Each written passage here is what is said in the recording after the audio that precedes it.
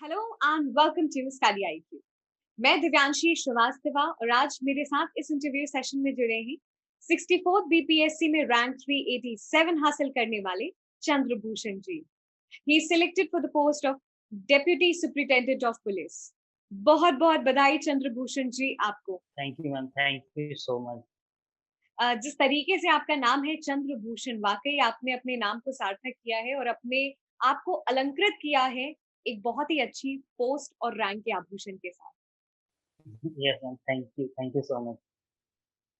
कैसी फीलिंग है 64th BPSC में? You have secured such a great rank and you are selected for the post of deputy SP.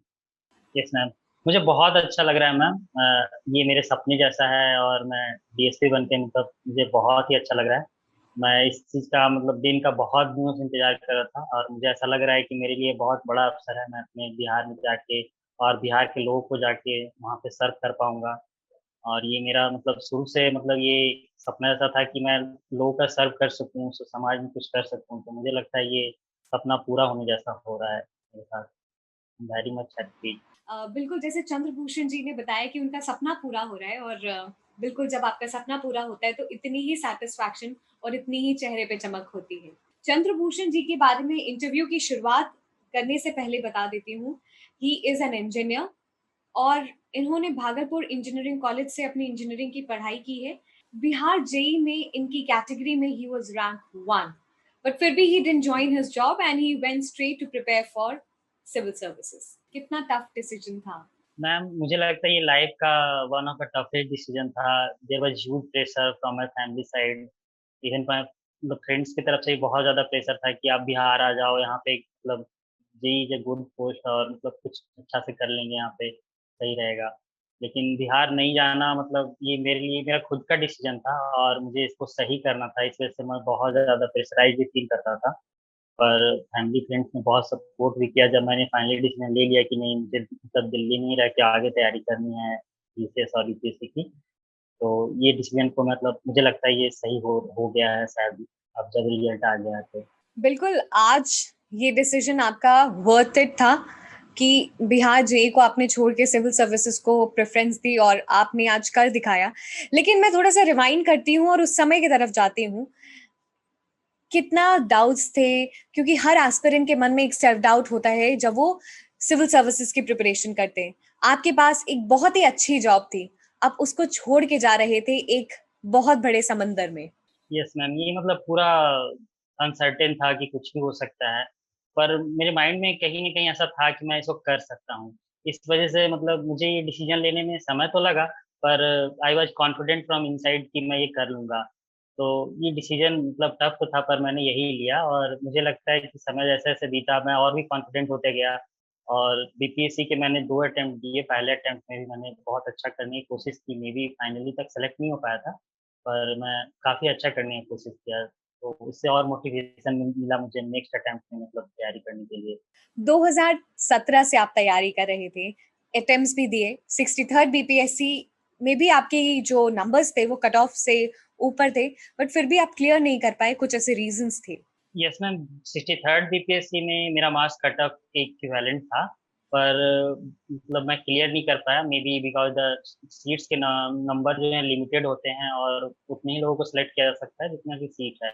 और BPSC में कोई मतलब में वेटिंग की पॉलिसी भी नहीं है, इस वजह से मैं सेलेक्ट नहीं हो पाया था, मेबी बिकॉज़ ऑफ ऐज और एनी पॉलिसी ऑफ बीपीएससी। तो उसको मैं सोचा कि मैं नेक्स्ट अटेम्प्ट में सारा सही कर पाऊँ। मुझे बहुत जिस दिन मैंने मार्क्स देखा था 63rd बीपीएससी का, तो मुझे बहुत मतलब लगा कि मैं कितना करीब आके मैं इस चीज़ को मतलब छूट गया मेरे हाथ से। पर मुझे लगता है जो भी होता है अच्छे के लिए होता है, मेबी 63rd में अगर मैं सेलेक्ट हो पाता तो शायद वो किसी लास्ट चॉइस वाली पोस्ट पे सेलेक्ट हो पाता और 64th में मैं अपनी पसंद के पोस्ट पे सेलेक्ट हो पाया। बिल्कुल, आपने सही कहा कि जो होता है अच्छे के लिए होता है, लेकिन इतने करीब आ जाना, 63rd बीपीएससी में आपने ऑलमोस्ट क्लियर कर लिया था। आपको एक पोस्ट मिल सकती थी, but you couldn't get few because of some reason. इस स्टेज में किस तरीके से अपने आप को कंसिस्टेंट रखना, मोटिवेटेड रखना इस एग्ज़ामिनेशन के लिए? जबकि आपको पता है इतनी अनसर्टेनिटी है, हाथ में आई हुई चीज़ भी नहीं आई। यस मैम, बिल्कुल मैं बहुत मतलब एटलीस्ट वीक तो मैं काफ़ी मतलब निराश था, डिसअपॉइंटेड था। फिर मुझे ऐसा लगा कि failure is a part of success, it is not opposite to the success. तो मुझे लगा कि इससे बहुत कुछ सीखने को मिला है मुझे। तो जो एक्सपीरियंस मुझे इस फेलियर से मिला उसको मैं काफ़ी इम्प्रूव करने का कोशिश किया। जो भी गलती हुआ मेरे से 63rd अटेम्प्ट में, तो सबको मैंने इम्प्रूव करने का कोशिश किया। आपने कहा कि failure is part of success, बहुत ही अच्छी लाइन कही। 63rd बीपीएससी और 64th बीपीएससी का सफर, मुझे पूरा विश्वास है कि काफी रोमांचक भरा होगा, काफी चैलेंजेस होंगे, अनसर्टेनिटी से भरा। किस तरीके से आपने इन सभी चीज को टैकल करते हुए अपनी गलतियों से सीखा और 64th बीपीएससी को सक्सेसफुली क्लियर किया? जब 63rd बीपीएससी का रिज़ल्ट आया था, तो डिसअपॉइंटमेंट तो थी ही, पर मैंने इसको एनालिसिस किया कि कहाँ पे गलती रह गई थी।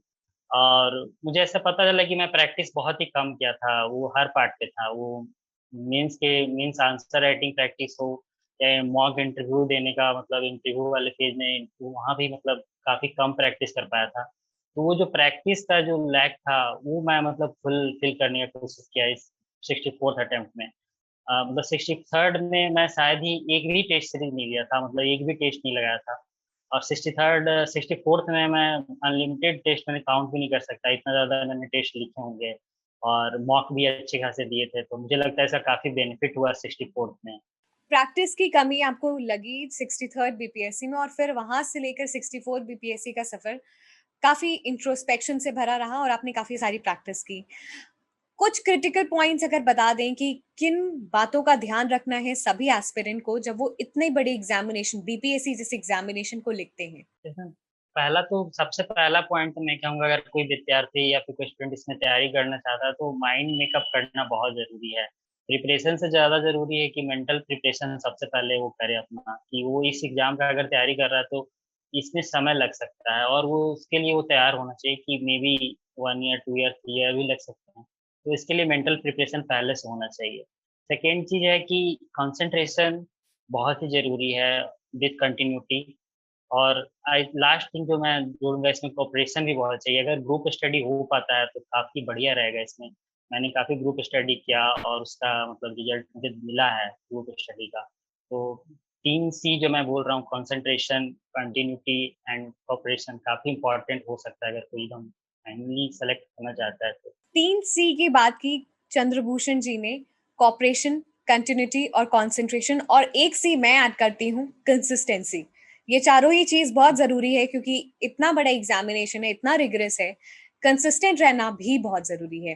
बिल्कुल मैम, कंसिस्टेंसी तो बिल्कुल चाहिए ही, बिना कंसिस्टेंसी के एग्ज़ाम मतलब क्लियर हो ही नहीं सकता। 1 वीक या 2 वीक की पढ़ाई में या फिर लास्ट मोमेंट पढ़ाई में एग्ज़ाम क्लियर नहीं हो सकता।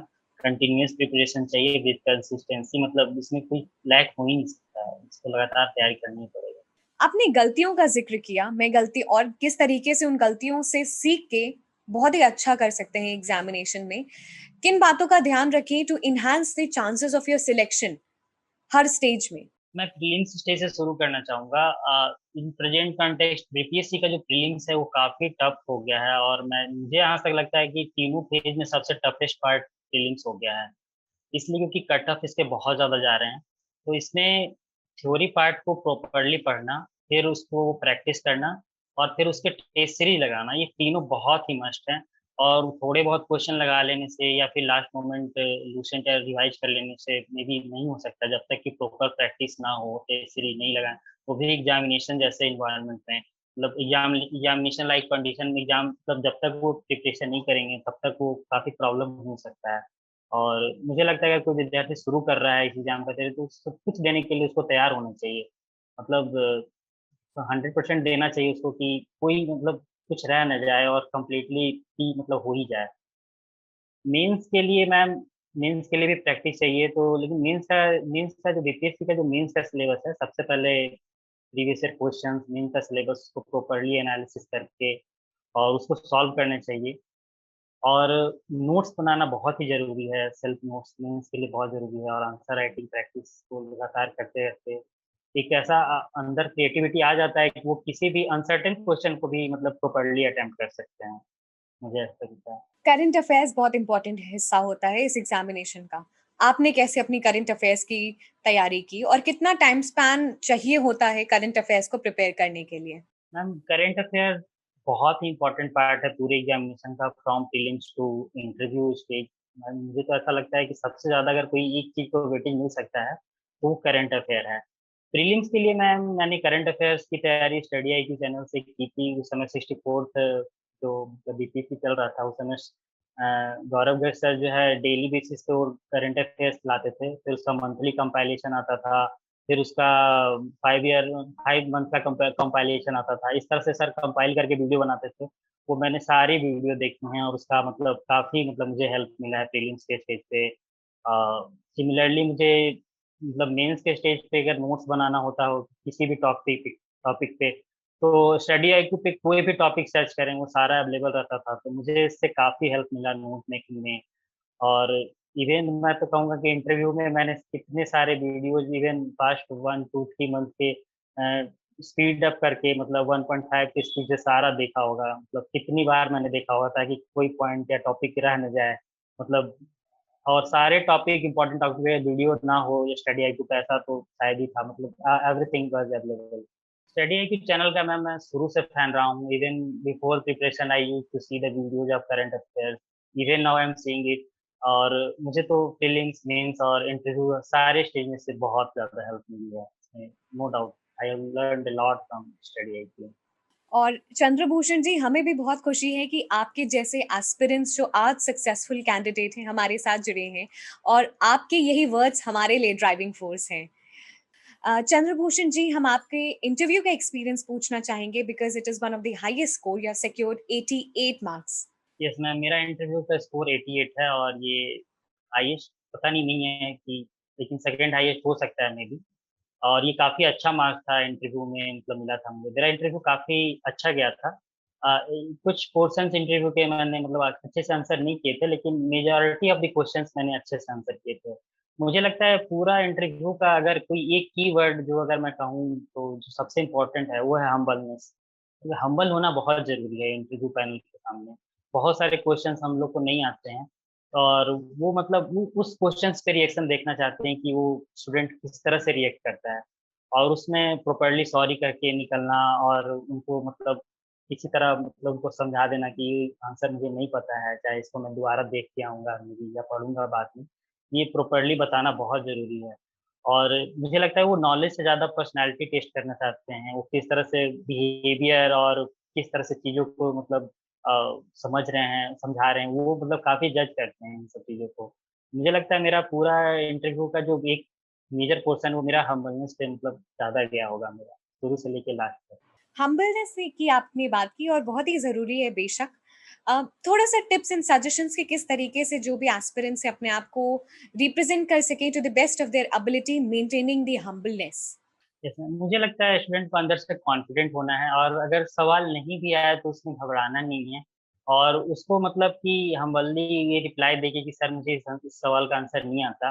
नेक्स्ट सवाल को मतलब पूछने के लिए उनको कहना है ताकि वो ज़्यादा से ज़्यादा सवाल पूछ सकें। और एक है कि मतलब वो झलकना चाहिए कि एक हल्की स्माइल जो है शुरू से लेके लास्ट तक मेंटेन करना, ये मुझे लगता है ये काफ़ी मस्ट है। इवन मतलब कि क्वेश्चन नहीं आ रहा है वहाँ पे नहीं स्माइल करना, लेकिन जहाँ पे अगर कुछ आंसर दे रहे हैं या फिर जहाँ ताकि मो पूरा जो इंटरव्यू का जो मोमेंट है वो पूरा लाइट बना रहे मतलब इससे काफ़ी अच्छा मतलब माहौल बना रहता है। और अगर वहाँ का माहौल अगर पूरा लाइट बना रहता है तो मुझे लगता है कि वो मार्क्स देते हैं। मतलब कुछ ऐसा कुछ माहौल अगर खराब नहीं हो पा रहा है तो अगर माहौल अगर लाइट बना रहा तो पक्का वो अच्छे मार्क्स देंगे यहाँ पे। अगर आप एक आध क्वेश्चन हमारे साथ शेयर कर सकें तो हमारे साथ जो एस्पिरेंट्स देख रहे हैं आपको, उनको भी एक आइडिया मिल जाएगा कि कैसे टैकल करने हैं सभी क्वेश्चंस अगर उनसे पूछे जाते हैं तो। मेरे से क्वेश्चन्स ज़्यादातर करंट अफ़ेयर्स रिलेटेड थे। उसमें मेरा इंटरव्यू 5 जनवरी को था और मेरा एक क्वेश्चन जो मैं एक लाइट हाउस पीएम हमारे रिस्पेक्टेड पीएम सर ने एक लाइट हाउस प्रोजेक्ट मतलब उन्होंने रिवील किया था। तो वो ये मतलब करंट अफ़ेयर का क्वेश्चन तुरंत मैंने बहुत अच्छे से कवर करके गया था स्टडी आई क्यू से ही। और ये काफ़ी अच्छा मैंने मतलब उसको रिप्लाई दिया और they all we are satisfied from my answer. और मुझे लगता है ये जो एंड वाला आंसर था ये काफ़ी मतलब अच्छा कर गया मुझे लगता है पूरे इंटरव्यू को मेरा। बेशक चंद्रभूषण जी, आपने बहुत अच्छे से बताया कि अपने आप को प्रेज़ेंट कैसे करना है। कुछ फाइनल टिप्स एंड सजेशन सभी एस्पिरेंट्स के लिए? मैं उनको यही कहूँगा कि वो बहुत ही हार्ड वर्क अपना करते रहें डिसिप्लिन वे में और निराश किसी भी स्टेज पे ना हो, मेबी प्रीलिम्स ना हो सकता है, मेबी एक स्टेज पे ऐसा हो कि वो मेंस ना क्वालीफाई कर पाएँ और मेबी ऐसा भी हो सकता है कि वो इंटरव्यू तक पहुँच पाएँ और फाइनली सेलेक्ट ना हो।